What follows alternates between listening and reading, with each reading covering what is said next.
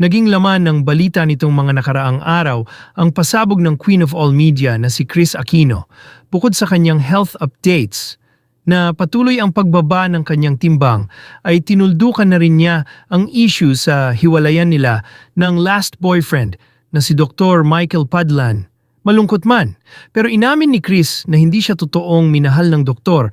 Mas pinili pa raw nito ang kalayaan mag-travel-travel kaysa alagaan ang tulad niyang may malubhang sakit.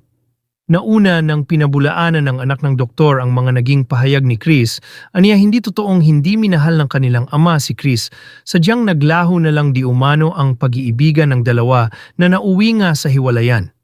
Samantala ayon sa source ay nagsalita na si Dr. Michael Padlan. Subalit ito ay kwento lang ng mga malalapit sa doktor. Anila, noon pa man daw ay marami ng tutol na makipagrelasyon si Dr. Padlan kay Kris. Marami sa kanyang mga kaibigan na pinayuhan na siya na mahirap makarelasyon ng isang celebrity, lalo na ang high profile na katulad ni Kris Aquino. Pero di niya pinakinggan ang mga ito. Mas pinili pa rin niyang sundin ang tinitibok ng kanyang puso, ang pagmamahal kay Kris Aquino, na kalaunan nga ay nauwi rin sa hiwalayan.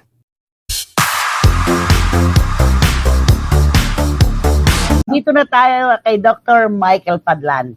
Marami po kaming sources na nagparating sa amin ng impormasyon na noon pa lang nagsisimula pa lamang itong kwento-kwento tungkol sa kanya at kay Kris Aquino. Siyempre, nararamdaman niya ng mga kapwa-doktor dahil lagi siyang wala sa kanyang clinic. Di ba? Oo, correct. At saka siyempre, alam naman na lang ng mga doktor, siyempre, kung ano yung mga kaganapan noon. Kaya, marami diba? palang nagsasabi sa kanya na, Dok, o kaya pare, huwag mo nang pasukan yan. Magugulo lang ang buhay mo. Dahil unang-una, artista si Kris Aquino. Pangalawa, nako, sigurado yan. Nako, baka pagsisihan mo yan. Parang ganon. Natural, si Dr. Michael naman, nakikinig lang. Pero hindi niya sinunod. Siyempre, iba ang puso kapag nagdesisyon. Diba? Sabi nga natin, ang puso ay nakatago. Hindi natin nakikita. Pero ibang klaseng magparamdam. Kaya nanalo yung puso niya para kay Kris Aquino. Pero ito na nga, ano nangyari, Romel? Naku, eto na. Tama ba yung nagpayo sa kanya? Eto na, napapailing na lang. Di ba? Tinatanong mo sa ano ba yan? Napapailing na ba yan? O ano, nangingiti lang? Naku, ang sabay niyang ginagawa ngayon ito. Dito sa naganap, yung pinakahuling naganap, yung pagpo-post ni Kris Aquino, laban sa kanya, yung maraming issue na talaga namang sinagot ng anak. Tama, yung payo ng mga kapwa niya, doktor at mga kaibigan na huwag mo nang pasukin yan. Magugulo lang ang buhay mo. Tahimik ang buhay mo. Makakaladkad sa kung ano-ano. Tama nga, Eto, sabi ni Chris, Dr. Channel, hindi ko rin masisisi si Dr. Michael Padlan. Minsan kasi, nakakabulag talaga ang pag-ibig, lalo na kapag nadadala tayo sa moment. At saka, hindi naman natin malalaman na nakapapaso ang apoy kung hindi natin ito hahawakan. Totoo naman yan. Pero okay lang yan, Doc. May ointment naman para sa burns. In time, paghihilom din yan. Nasunog dahil hinawakan yung apoy no? Di ba? Hindi naman natin malalaman na nakapapaso ang apoy kung hindi naman natin ito hinahawakan.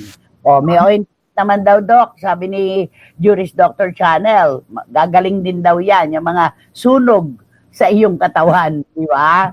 Nakakaloka. Ang dami-dami talaga. At ito pa, sabi ni John, ako man, ang umiibig ng sobra at tapat. Hindi ko rin papansinin ang mga nagpapayo sa akin. Pero dapat pala sinunod ni Doc yung mga payo sa kanya noon. Ayan tuloy, anyari, edi siya din ang napahiya sa bandang huli. Yun. Kakalungkot, no? Kakalungkot. Ito yung nagmahal ka lang na akala mo, totoo. Alam yun na magiging maayos sana, pero lalo lang nagulo ang sitwasyon. Mali. Ano kasi kapag non-showbiz ang lalaki o ang babae at nadikit ang pangalan sa isang showbiz personality, kahit anong tago pa ang gawin nila, definitely makakaladkad yung pangalan niya. Hindi naman po pwede yung hindi ka mabanggit. Kasi syempre, inuurirat yan ng mga marites, di ba? Correct. at gusto nating malaman kung ano nagaganap sa kanyang buhay, di ba? Kaya ayan, nakakalungkot. Sabi ni Philip Villanueva, kaya nga ang sabi, have I told you? Oh, si Chris pa ba? Love you po, sabi ni Philip Villanueva. Ayun, ano yon yung si Chris pa ba? Parang, I told you. Eka nga yung isang yung kwento na, I told you not to go, you go to look at. Sinabi ko na sa'yo, huwag kang magpunta, tingnan mo. Oh, di ba? I told you not to go, you go to look at.